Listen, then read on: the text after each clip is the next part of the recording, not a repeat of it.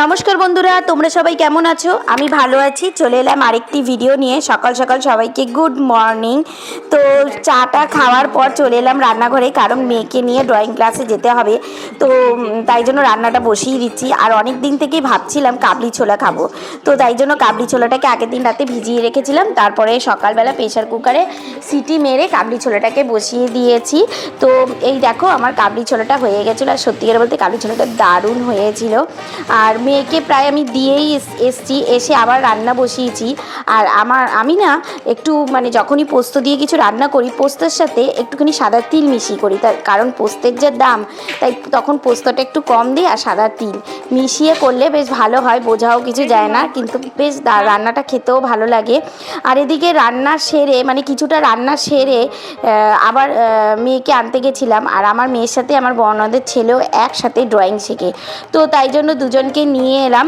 আর এখন জানো তো আগে আমার মেয়ের যেরকম ক্লাসটা ডান্সের ক্লাসটা ছিল রবিবার দিন, কিন্তু এখন হয়ে গেছে শনিবার দিন। তাই শনিবার দিন না একটু চাপ হয়ে গেছে, সকালবেলা ড্রয়িং, আবার বিকেলবেলা নাচ। আর এই দেখো ড্রয়িং থেকে আসার পথে আমার হাতে ব্যাগ ধরিয়ে দিচ্ছি। আর ব্যাগটা কি ভারী গো, কিন্তু যাই হোক, কিছু তো করার নেই।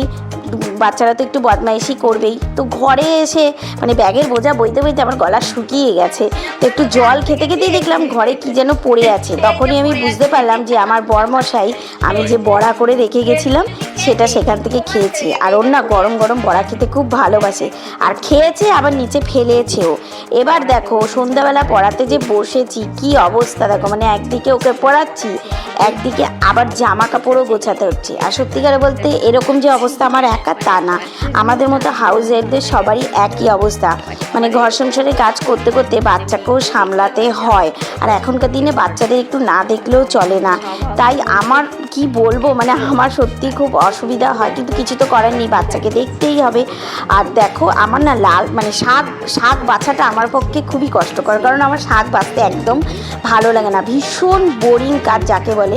তাই শাকটাকে বাছতে বসে গেছি। লাল শাক, কচি কচি বেশ লাল শাক, ভালো করে বেছে ধুয়ে কেটে নেবো। তারপরে আবার পরের দিনের জন্য আবার বেছে রাখছি, যাতে পরের দিন একটু সুবিধা হয়। তো তোমাদেরকে আমি একটা ভিডিওতে বলেছিলাম যে একটা জন্মদিনের নিমন্ত্রণ আছে, তো সেই নিমন্ত্রণটাতেই এসছি। আর এখানে তোমাদের দাদা ভাইয়ের আর মেয়ের নিমন্ত্রণ ছিল। যদিও তোমার দাদা ভাই দরকারি একটা কাজের জন্য আসতে পারেনি, তবে আমি মেয়েকে নিয়ে জন্মদিনে চলে এসছি। তো আর এই পুচকুটাকে দেখো, যতগুলো গান হচ্ছে ও তার সাথে সাথে বেশ সুন্দর করে নেচে যাচ্ছে। আমরা সবাই না ওর নাচটা দেখছিলাম, আর তার মাঝে আমি একটু ভিডিও একটু ফটো তুলে নিলাম, বেশ ভালোই লাগছিল। আজকের মতো ভিডিওটা এখানেই শেষ করছি।